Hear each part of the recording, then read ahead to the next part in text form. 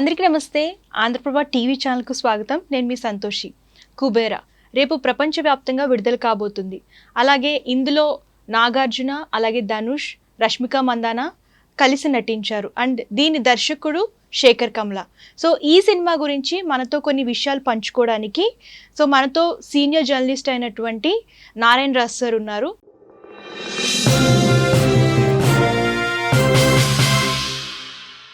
ఆయన అడిగి పుత్రాలు తెలుసుకుందాం. నమస్తే సార్.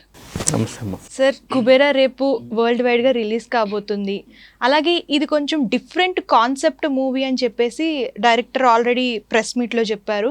సో అంటే ఏంటి సార్, అంటే ఎవరు చూడని విధంగా కొత్తగా ఉంటుందని చెప్పేసి అని అన్నారు. సో ఇందులో ఏం కొత్త విధానం? ఇప్పుడు మనకున్న ఒక 10 మంది టాప్ డైరెక్టర్లో శేఖర్ కమ్ములకు ఒక ప్రత్యేకమైన స్థానం ఉంది.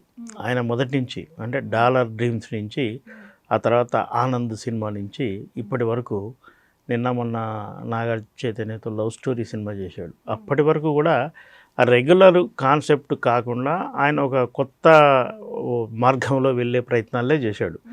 అందుకే మనకు హ్యాపీ డేస్ కానీ ఫిదా లాంటి సినిమాలు మనకు వచ్చాయి. వాటిని ప్రేక్షకులు కూడా ఆదరించారు. రెగ్యులర్ అంటే సక్సెస్ వచ్చినప్పటికీ రెగ్యులర్ కమర్షియల్ ప్యాటర్న్లో వెళ్లకుండా ఒక వైవిధ్యమైన కాన్సెప్ట్ను, కథాబలం ఉన్న చిత్రాలను అందించాలనే ఆలోచన ఆయనకు మొదటి నుంచి ఉంది. ఆ క్రమంలో అంటే ఒక సినిమా తర్వాత వెంటనే ఇంకో సినిమా చేయాలన్న ఉద్దేశం కాకుండా ఒక మంచి కాన్సెప్ట్తో కథను సిద్ధం చేసుకొని దానికి సరిపడా ఆర్టిస్టులు ఎంపిక చేసుకొని ముందుకు వెళ్ళే తత్వం ఆయనది. ఆ క్రమంలో వస్తున్న సినిమానే కుబేరా. జూన్ 20న ఈ సినిమా ప్రేక్షకుల ముందుకు వస్తుంది. ఈ సినిమాకు మొదట్లో కొద్దిగా షూటింగ్ పరంగా కొంత నెమ్మదిగా జరిగిన సినిమా పూర్తి కావడంతో హైప్ క్రియేట్ అయింది. ఇందులో ఏదో కొత్తదనం ఉంటుంది. శేఖర్ కమ్ముల సినిమా అంటే ఉదాహరణకంలో మనం నాగార్జున అండ్ ధనుష్ అన్నాం, మూడో హీరో మనం శేఖర్ కమ్ముల అని కూడా అనొచ్చు. ఆయనకు అంత ఆడియన్స్లో అంత ఫాలోయింగ్ ఉంది. అందుకే ఇప్పుడు కుబేరా గురించి అందరూ మాట్లాడుకుంటున్నారు. ప్రేక్షకులు ఆశించే లేదా అంచనా వేసే విధంగానే ఆ సినిమా ఉంటుందని కూడా మనం కూడా ఎక్స్పెక్ట్ చేయొచ్చు. అంటే ఈ సినిమాలో పట్టుపట్టి నాగార్జున గారిని సెలెక్ట్ చేస్తారు అని చెప్పేసి టాక్ వస్తుంది. ఆయనే కావాలి, ఆయనే యాక్ట్ చేయాలి రోల్లో అని చెప్పేసి. సో ఆయన్ని తీసుకోవడానికి గల కారణం ఏంటి సార్? అంటే కుబేరా సినిమాలో 2 క్యారెక్టరేషన్లు ప్రధానమైనవి. ఒకటి ధనవంతుడు, ఒకటి బెగ్గర్ అంటే బీదవాడు అనొచ్చు, లేదా బెగ్గర్ క్యారెక్టర్లు తీసుకున్నారు. ఇలాంటి కాన్సెప్ట్ గతంలో ఎన్టీ రామారావు రాజు పేద అనే సినిమా కూడా చేశాడు. ఈ కుబేరా సినిమాకి వచ్చేస్తే రిచెస్ట్ పర్సన్ ఒకతను కావాలి. బెగ్గరు అంటే performance orientation, down to earth characterisation చేసేటందుకు ఒక హీరో కావాలి. ఆ హీరోగా ధనుష్ను సెలెక్ట్ చేసుకున్నారు. ఎందుకంటే ధనుష్ ఇలాంటి పెర్ఫార్మెన్స్ ఓరియంటేషన్ క్యారెక్టర్స్ కొన్ని చేసి ఉన్నాడు. కాబట్టి ధనుష్ ముందే నిర్ణయం అయిపోయారు. ఇక ధనవంతుని క్యారెక్టరు, ధనవంతుడు అంటే మామూలుగా సినిమాలో పెద్ద కారులో తిరిగే క్యారెక్టర్ కాదు, ఆగర్భ అంటే అంబానీ లెవెల్ క్యారెక్టర్. అంత ధనవంతుడి రిచెస్ట్ ఫెలో క్యారెక్టర్ ఎవరు అంటే వాళ్ళు ఆలోచించిన విధంగా తెలుగు సినిమా పరిశ్రమ నుంచి ఎవరైతే బాగుంటారు అని వాళ్ళు పరిశీలించి, గతంలో ఊపిరి అనే సినిమాలో నాగార్జున కూడా ఇలాంటి రిచెస్ట్ క్యారెక్టర్ చేశారు. కొత్త తరం కొత్త పెర్ఫార్మెన్స్ ఉండే క్యారెక్టర్లు నాగార్జున చేసేందుకు ఎప్పుడు ముందుంటారు. ఆ క్రమంలో నాగార్జున్ను కథ చెప్పి శేఖర్ కమ్ముల ఒప్పించుకున్నారు. మరి ఆ క్యారెక్టరేషన్లు ఆ రిచ్నెస్ కనపడాలంటే నాగార్జునే బాగుంటుందని ఆ దర్శకుడి అభిప్రాయం. ఆ ప్రకారం నాగార్జున తీసుకున్నారు. నాగార్జున కూడా కథ వినగానే శేఖర్ కమ్ముల అంటే ఆయనకున్న వ్యక్తిగత అభిమానం, ఎందుకంటే వాళ్ళ అబ్బాయి నాగచంద్రని కూడా ఒక సినిమా చేసి ఉన్నాడు కాబట్టి శేఖర్ కమ్ముల చెప్పిన కథ నచ్చడంతో ఆయన నాగార్జున ముందుకు వచ్చి యాక్ట్ చేస్తున్నాడు. నాగార్జున ఈ మధ్య అంటే రెగ్యులర్ హీరో పాత్రలు కాకుండా క్యారెక్టర్లు తనకంటూ ప్రత్యేకత గుర్తింపు ఉన్న పాత్రలు చేయడానికి ఆయన సిద్ధంగానే ఉన్నారు. రజనీకాంత్ కూలీ సినిమాలో ఆయన యాక్ట్ చేస్తున్న విషయం తెలిసిందే.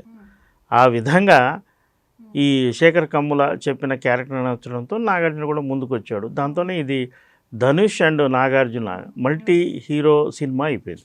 అంటే ధనుష్ని కూడా సెలెక్ట్ చేయడానికి గల కారణం ఏముంటుంది సార్ ప్రత్యేకంగా? అంటే చాలామంది ఉన్నారు ఈ బెగ్గర్స్ ఇట్లాగా యాక్ట్ చేసిన వాళ్ళు, అండ్ బిచ్చగాడు మూవీలో ఆయన కానివ్వండి ఇట్లాగా. సో స్పెషల్గా ఆయన్ని సెలెక్ట్ చేయడానికి గల కారణం? మనకు సౌత్లో హీరోలు చాలామంది ఉన్నారు, 200 మంది ఉంటారు. కానీ పెర్ఫార్మెన్స్ ఓరియంటేషన్ క్యారెక్టర్ చేసేవాళ్ళు చాలా తక్కువ మంది. ఈ ధనుష్ తను యాక్ట్ చేస్తున్న సినిమాల్లో రెగ్యులర్ ప్యాటర్న్ కాకుండా మన సౌత్ ఇండియా నుంచి మీరు అబ్జర్వ్ చేస్తే తెలుగులో తొలిసారి సార్ అనే సినిమా కూడా చేశాడు. అది కూడా మీరు గమనించండి. అలాగే మన బీటెక్ రఘువరన్ బీటెక్ సినిమా, అందులో కూడా మిడిల్ క్లాస్ అబ్బాయిగా చేశాడు. ఇది కాకుండా హిందీలో ఆయన చేసిన సినిమాలు కూడా ఉన్నాయి. ఆయనకు నేషనల్ అవార్డు కూడా వచ్చింది. అంటే పెర్ఫార్మెన్స్ ఓరియంటేషన్ క్యారెక్టర్ కావాలి ఒకటి. రెండోది మల్టీలింగ్వల్ సినిమా చేయాలంటే తమిళ నుంచి ఒక హీరో ఉండాలి, తెలుగు నుంచి ఒక హీరో ఉండాలి. ఆ చాయిస్ ధనుష్ కూడా కథ వినడంతోనే ఆయన అంగీకరించడం వల్ల కూడా ధనుష్ని తీసుకొని ఉండొచ్చు.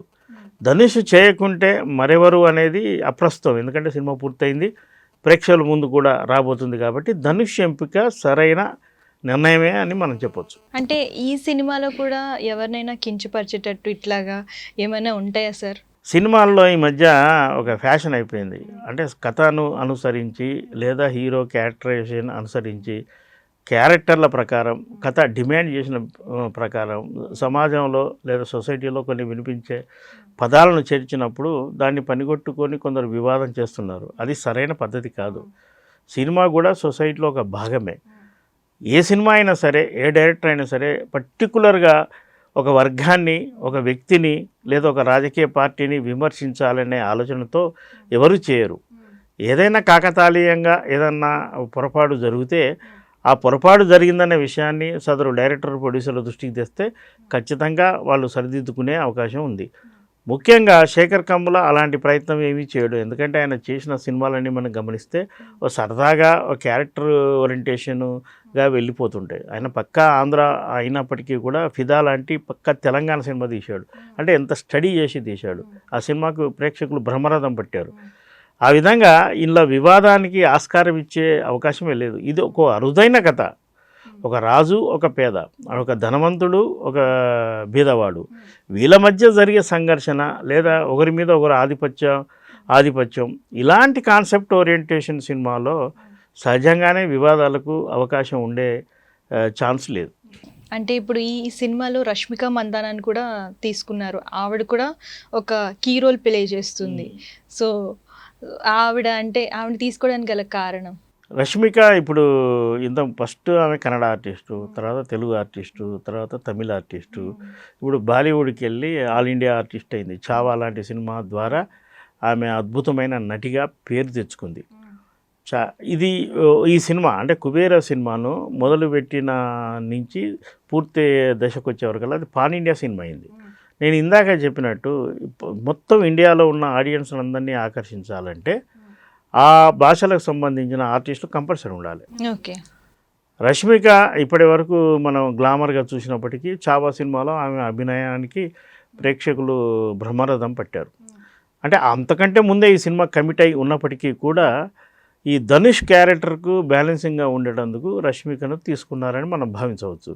రష్మిక అంటే యూత్ ఆడియన్స్ కూడా ముందుకు రావడానికి అవకాశం ఉంది. ఆమె కూడా పెర్ఫార్మెన్స్ ఓరియంటెడ్ క్యారెక్టర్ చేసేందుకు ఆమె ఆసక్తి చూపుతున్న ఈ తరుణంలో ఆమెకి ఈ క్యారెక్టర్ పోషించే అవకాశం వచ్చింది. దాంతో ఇందాక చెప్పినట్టు ఇద్దరు హీరోలు, ఒక హీరోయిన్, ఇది మల్టీ స్టార్ సినిమాగా మారడానికి కారణమైంది. అంటే ఈ సినిమాలో శేఖర్ కమ్ముల మార్క్ కనిపిస్తుంది అంటారా? కంప్లీట్గా ఆయన చేసిన సినిమాలన్నీ కూడా కొంచెం డిఫరెంట్ కాన్సెప్ట్లోనే వచ్చాయి ఎప్పుడుని.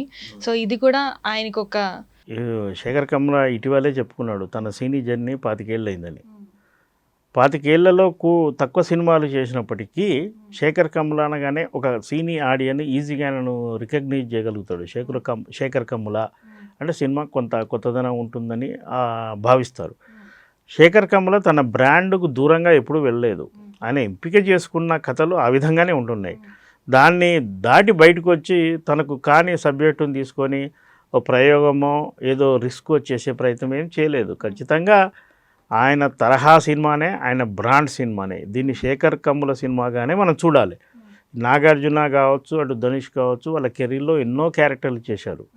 వాళ్ళు ఇద్దరు కలిసి ఇప్పుడు శేఖర్ కమ్ముల డైరెక్షన్లో చేస్తున్నారు. కాబట్టి ఇది శేఖర్ కమ్ముల బ్రాండే. వివిధ ఈవెంట్లో కూడా వాళ్ళు కూడా ఇదే చెప్పారు. శేఖర్ కమ్ముల డైరెక్షన్లో చేయడం మాకు చాలా ఆనందంగా ఉంది, ఇది మంచి జర్నీ, కొత్త జర్నీ అని వాళ్ళు సంతృప్తిని కూడా వ్యక్తం చేశారు. కాబట్టి శేఖర్ కమ్ముల బ్రాండ్ ఖచ్చితంగా ఉంటుంది. అంటే ఇప్పుడు ఈ సినిమా రేపు వరల్డ్ వైడ్ రిలీజ్ కాబోతుంది. అలాగే ఏపీలో చూసుకున్నట్లయితే టికెట్ రేట్లు పెంచారు. మరి తెలంగాణ పరిస్థితి ఏంటి సార్, పెంచారా లేదా, ఎందుకు పెంచలేదు? ఇప్పుడు మనకున్న సమాచారం ప్రకారం ఏపీలో టికెట్లు పెంపుదలను వాళ్ళు అడిగారు, అక్కడి గవర్నమెంట్ ఒప్పుకుంది, ఇచ్చేసింది. మరి తెలంగాణ గవర్నమెంటు అయితే గతంలో ఒక వివాదం వచ్చినప్పుడు ఈ టికెట్ రేట్లు భవిష్యత్తులో పెంచబోమని మన ముఖ్యమంత్రి ఆ రోజున ప్రకటించి ఉన్నారు. కానీ అదే సమయంలో మనకు గేమ్ చేంజర్ అనే సినిమాకు టికెట్ హైప్ ఇచ్చారు. ఒక ప్రాపర్ ఛానల్లో వెళితే ఖచ్చితంగా తెలంగాణ ప్రభుత్వం కూడా టికెట్లు ధరలు పెంచుకునే అవకాశం కల్పిస్తుంది. అయితే ఆంధ్రతో పోలిస్తే తెలంగాణలో టికెట్లు ఇప్పటికే ఎక్కువగా ఉన్నాయన్న కామెంట్స్ కూడా వినిపిస్తున్నాయి. కాబట్టి మరి ఆ ప్రొడ్యూసర్ల అప్రోచ్ను బట్టి ఉంటుంది. నాగార్జునతోని ఇప్పుడు ముఖ్యమంత్రి గారికి కూడా సాన్నిహిత్యం ఉంది. పైగా కుబేర సినిమాలో ఒక నిర్మాత తెలంగాణ ప్రాంతానికి చెందినవాడు, గతంలో ఎఫ్డీసీ చైర్మన్గా కూడా పనిచేసి ఉన్నాడు. కాబట్టి టికెట్ రేట్ పెంపు అనేది పెద్ద విషయం కాదు. వాళ్ళు కోరితే, కావాలని అనుకుంటే ఈ తెలంగాణలో కూడా టికెట్ల హైప్ వచ్చే అవకాశం ఉంది. Thank you sir. బాయ్.